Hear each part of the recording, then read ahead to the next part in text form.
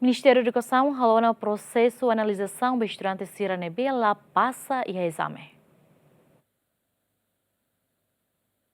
Ministra da Educação Dulce de Jesus Soares Chateten, a preocupação primeiro-ministro no público união com a qualidade da educação arreglaram no nosso estudante Siranebe Maclapassa e exame da Daune, Ministério da Educação falou no processo de analisação idem, a identifica problema nebe ao estudante para Clapassa e exame nacional tinan kotuk no nebele dia e a futuro.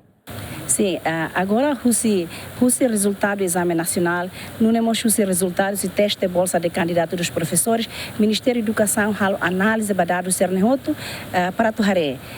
Agora da a análise da Tuharé de Ancadak.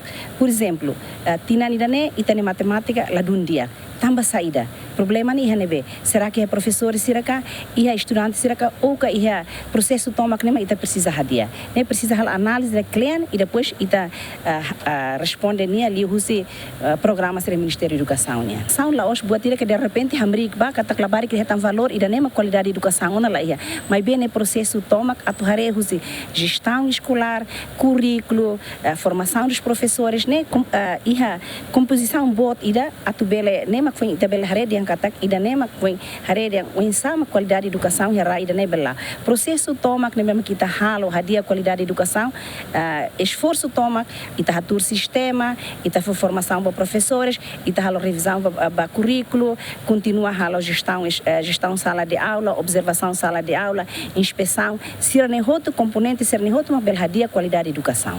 E a tina rihun rua Roresinhat, estudante sira hus ensino básico no secundário geral, nebe Maclapassa e exame, para clio hus município dele. Lamberto da Silva, GMN.